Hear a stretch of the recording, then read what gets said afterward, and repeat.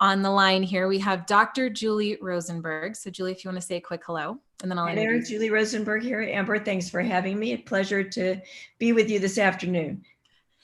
I've known Julie for 2 or 3 years now, and Julie is a multi-author. She has multiple books out. She's a speaker. She's a consultant. She's amazing in a lot of different ways, and you're going to get to learn just how deep she is, how wise and experienced she is. She has a lot of really unique perspectives. These messages are timely because we're in a time where we really don't know who to trust. We don't know what information is real or truthful, and it puts us at a disadvantage and it makes us feel nervous. And the purpose of these live streams is really to bring my network to you. Because I really am so blessed. I get to meet and know some of the most remarkable people on the planet. These are real, authentic people who take full ownership, to use Julie's words, which we'll talk about. And, we have kind of a no bullshit policy here. And so I really like bringing people on who really are true leaders. They know what they're talking about. So it can help you. It can help support you by cutting through the noise. We're going to be talking about some really important topics today. We are going to be talking about the buzzword authenticity. We are going to be talking about ownership and leadership and so many other things. And because this is such a timely message, because it's such an important message, I'm going to ask that you do me a favor. Favor number 1 is I would like you to engage in the comment stream below. So let's start with an easy one. Just tell me where you're coming in from. And the second thing that I would like to ask of you is to please start a watch party. On the bottom right-hand corner of this screen, you're going to see a little button that says Start Watch Party. When you do that, all it's going to happen is it's going to take a clone of this screen and put it on your personal profile. That way, as friends come in and out of your personal profile, they too can get impacted with Dr. Julie's message. And it's an important one. And I think you'll see that at any time you can start a watch party. And I really encourage you to do so. So Julie, over to you. I'd like to start with just tell us a little bit about who you are. Tell us a little bit about both of the books, what you believe in, and then I'll take it from there. Sure. Well, I'm Julie Rosenberg. I'm a pediatric oncologist, and most recently in the past 15 years, I've been an executive in the pharmaceutical industry. I've been an executive in the pharmaceutical industry overseeing drug development programs in service to patients with cancer. And so I've been really lucky that I've been able to work around the world. And when you work around the world and when you travel, oftentimes by yourself, there are opportunities, if you take advantage of them, for a lot of thought and for a lot of reflection, including seeing a lot of cool places. And there's an opportunity for studying people around the world. And I have to say, a lot of that is what I've done. I've really observed the sickest of the sick, people in crisis with new diagnoses or unfortunately terminal diagnoses of cancer that we've been trying to serve, myself, my colleagues, and everybody who works with patients affected by oncologic disease. And so what are we doing here then, and what are my messages now? Well, I feel by studying patients who are so ill, I've really come up with a framework where I understand well-being, what it is to be well, probably better than most.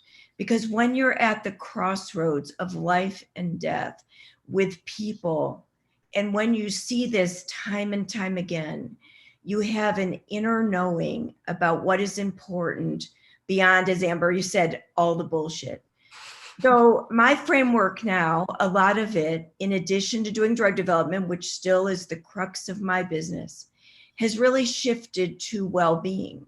And there are so many parameters of well-being. We hear about nutrition and exercise and this and that, but I'm actually interested in mindset and authenticity and how we own our reality and how we lead ourselves in modern times to be able to put aside the noise and everything that's around us to come up with the best possible life for ourselves and for the people whom we serve.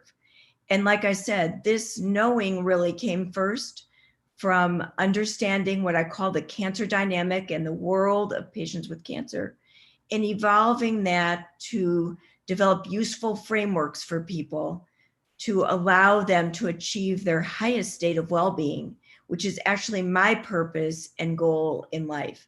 So I've written 2 books. One is called Beyond the Mat: Achieve Focus, Presence, and Enlightened Leadership Through Principles and Practice of Yoga. I'm certified as a yoga, meditation, and mindfulness instructor, and I utilize this in my own leadership style and to manage all of my days and nights. Everything in that book, with the exception of one small recommendation, is free. So in other words, I think you can own your reality without any false sense of yourself or others by adopting certain principles of practice that help you to lead your best possible life. My second book, called Be True, is a personal guide to being your most authentic self. And that book actually looks at the intersection of authenticity and well-being. How do we actually live an authentic life? Because everybody's talking about authenticity.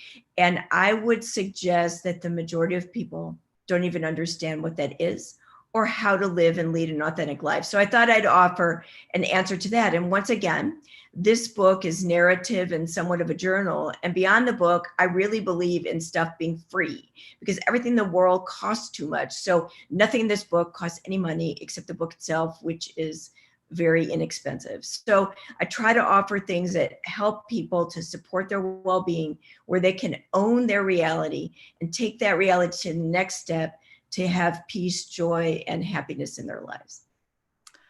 Oh my gosh. Thank you. I mean, so many things struck me in your opening, Julie, from how succinct you are, how clear and confident you are in your messaging. I mean, as a speaker, as somebody that works with speakers, most people cannot articulate themselves that well. And so bravo to you. It just speaks to how deeply you not only understand this material, but live it, you experience it, right? So that really struck me. I loved a lot of what you said, which we're about to dive into even further. I want to make sure that my team who is listening can add both links to Amazon for both books, Beyond the Mat and Be True, in the comments below. Really want to encourage you to go buy both books, because I believe that buying them as a bundle is going to be most powerful. And we're going to dig into some of the concepts here. It's not too late to start a watch party. Hopefully you were, as I was kind of shocked in your opening, and I know you and I know your message, but what shocked me about it is how real it was and how much the world needs this message right now. So help us get it out. I want to circle back to the state of the world right now, because I know myself, it's like I kind of feel like a slave to my phone sometimes, slave to the notifications, emails coming in, Facebook messages.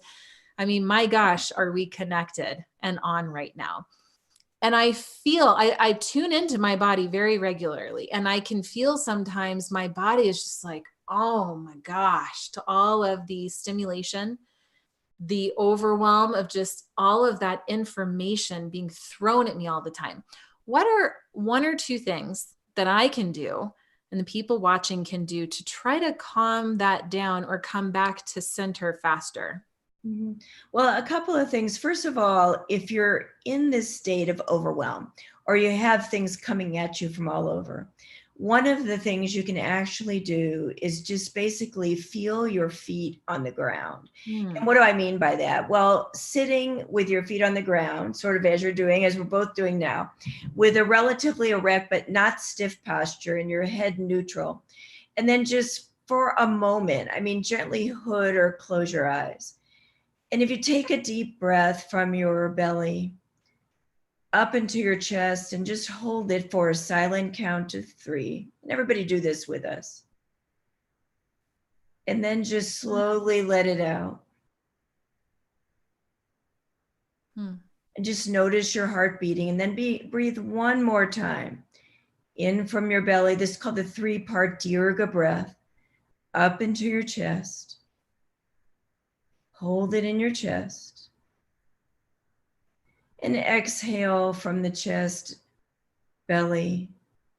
And now gently open your eyes. And how do you feel? Let me ask you, Amber. I just in the beginning, when I let the breath into my belly, I could feel I felt this sensation of just, whoo. It was like this instant grounding, and it was really powerful. And so I think I must have laughed or giggled or something, because it took me by surprise how quickly and forcefully it happened. So in actuality, so it does happen quick. And this is something, and just for all you executives out there who might be listening, I use this. I don't close my eyes, but I use this in contentious meetings, especially board meetings. I also use it sometimes when I'm about to give a presentation, because what it does is it grounds you. It keeps you recognizing the earth under your feet, a source of support, and it keeps you with ownership, if you will, of your body and control of your body just through your breath. And so this is a really important tool. And by the way, we did that. I tried to time it, but I'm trying not to pay attention to my phone or my clock, but I think that was about 14 seconds. So my point of this is that you can get that ownership really quick of your environment. The other thing is, and I can promise you, we are all too busy. But busyness is a state of mind. If you think about it, if you ask somebody how they are nowadays, what do they say? I'm crazed. I'm busy. It's never I'm fine, or even I'm not doing so well. It's I'm busy. And at some point, you got to take ownership of that. There are 1,440 minutes in a day, right? And I personally believe that structure is totally underrated. So I'd really encourage our viewers and listeners to think about what they can do and really pull out a pen and paper. I like that better than automation in some Yeah. instances. Think about your checklist. What do you need to do? What's the most important thing or things in your day? And when during your day can you turn off all the electronics? Because we are so focused on electronics. And Amber, I really like your messaging, where I've heard you speak so many times about our loneliness and our lack of connectedness. Well, one thing I'd like to say to that is, one, I agree with it, but also we're not only not connected to each other, we're not connected to ourselves. And we need that time to reconnect with ourselves to be able to live the best life we can. And also, back to our talk about authenticity, to live in a more authentic way. We are so busy, we don't even take time to know ourselves, our value system, who we are, what we stand for, what we want to do, what brings us joy, what brings us unhappiness, et cetera, et cetera, et cetera. So we got to stop. We got to pause. And it doesn't have to be for long, but it's got to be for at least a small time period to be able to regroup and move forward. I am loving this conversation so much. It was about a year ago that I was very busy.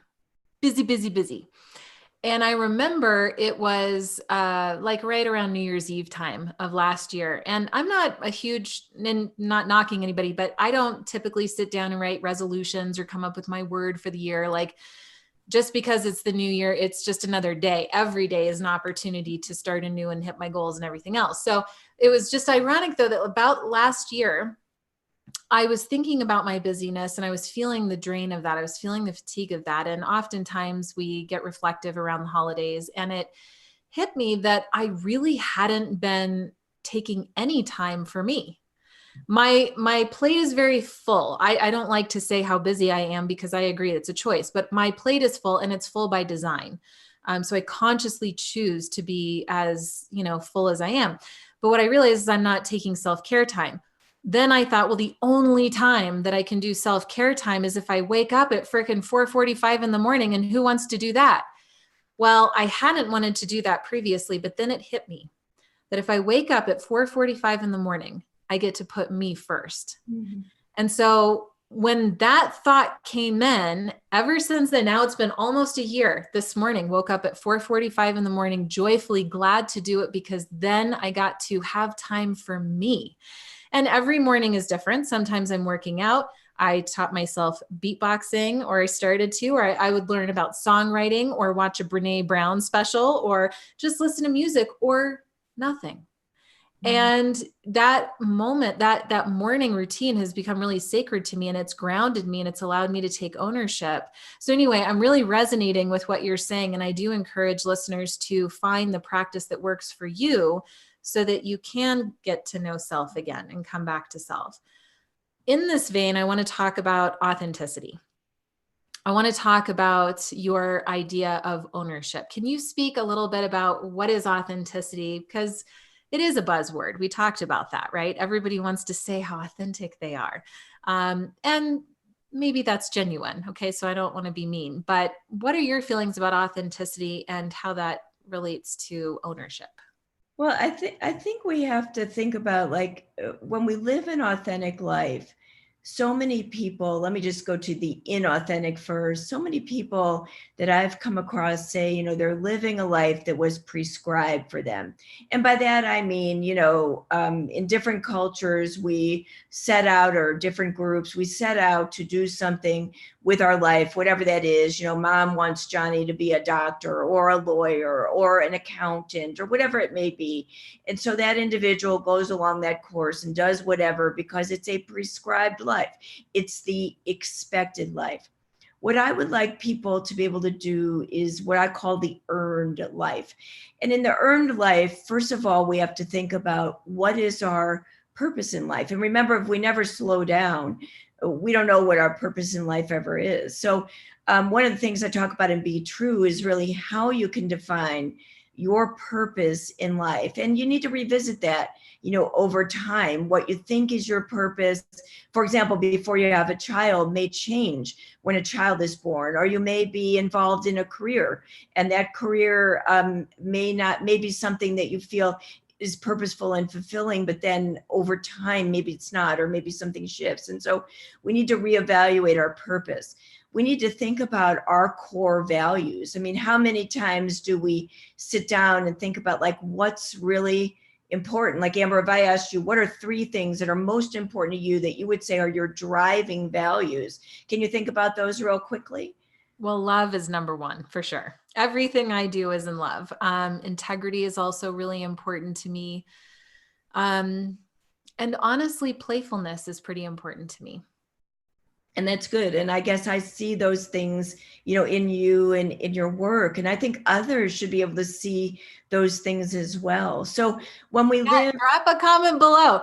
Do you see these things or not? Or do you see something else? I'm just curious. We'll do some yeah, market research. Okay, back to you, Julie. and I'll share actually my own thought. I Yeah. really value integrity. I really value leadership, and I really value ownership, and I really value clarity of thought and clarity of focus. And, I actually have considered sort of love as an understatement, but I think passion is really a driving force. And one of the reasons where I really went into this sort of world of well-being myself is my passion of working with people who are sick and recognizing that there's so much we can actually do about this. That why don't I shift my focus and try to spend some of my time helping people to stay well? And so I think we need to think about these things, our core values, our purpose in life, our mission, and then how do we relate to ourselves and to others? Do we say one thing and do we do another thing? So all these things Yes. go into what I consider the authentic life. And why in the world, as a physician who's been in the field for over 20 years, why am I talking about authenticity? Well, I believe that there is a critical link between well-being and authenticity. Living an authentic life and how well we are for the long run really has to do with authenticity and ownership. So what am I talking about with ownership? How we lead ourselves and others will be tantamount to our overall success in life. And I'm not talking about financial success or career success or ascending the ladder in a corporation or whatever we think about as success. I'm actually talking about joy, contentment, and a state of well-being. And sure, I'm no different than anyone else. I just want to say, I am success driven, and I care about doing well in the things that I do. But at the end of the day, what do we need? We really need our feet on the ground. We need contentment. We need joy. And Amber, as you said, we really need love. We want to be able to offer love and to feel that we are loved. And so within this realm of ownership, we have to think about, it's not always about them. So often we think it's about them. For example, there's lots of political activity going on now, and we can either choose to embrace it and accept it. We can't necessarily do anything about it in the moment. We can keep in the know, or we can mire ourselves in the activity day and night and never let up. And so what I mean by ownership is, where do you want to be in that example? Do you want to just be informed? Do you want to be mired in the activity? Do you want to be in a rally around some cause or another cause? What's best for you as an individual? Because that's always going to be there. And the next thing is always going to be there. And there's things that we can react to in our environment. They are always going to be there. But how do we own our own life and reality so that we start to choose our responses? And that choice will help maintain our well-being. Does that make sense? So ownership and authenticity are really important ways to live that support your health and wellness. I'm over here taking notes, like all these notes I'm taking. Yeah. And what's coming up for me, Julie, is I can just imagine people, there are a couple of different things that are going on in people's minds. Like part of it is like, yeah, that sounds really good. And yet they're going to go right back into their life and their busyness and all the stuff.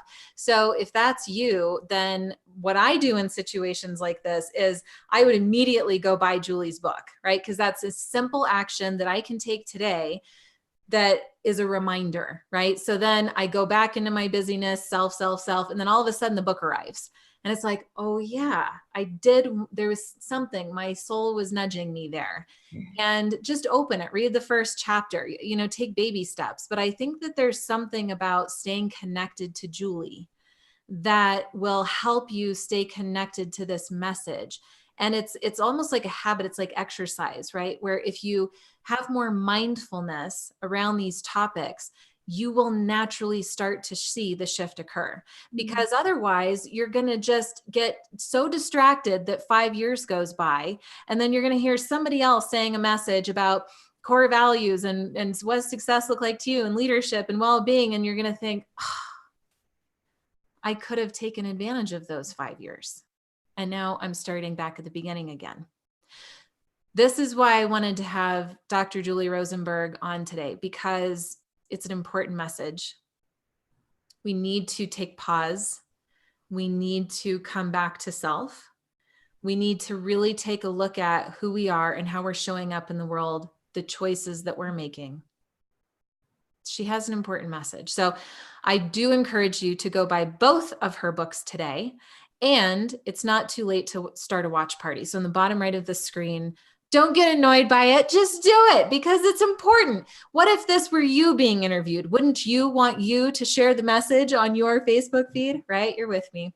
Julie, I want to thank you so much for your time. And I also want to encourage you to come back and engage with people in the comments below. Share anything else that you feel like you didn't get to share today. You're welcome back anytime. I'm so deeply honored to do work with you. I think your work is very important in the world. I take it as a big responsibility. I want to continue to do my best with you. And I'm just grateful for our relationship. Thank you. Well, so am I. Thank you, Amber. Thanks for having me. And I hope that our discussion was helpful and of interest to everybody who joined us today. And thanks to everybody for doing that and taking a few moments out of your busy schedules. This is for you. Be well.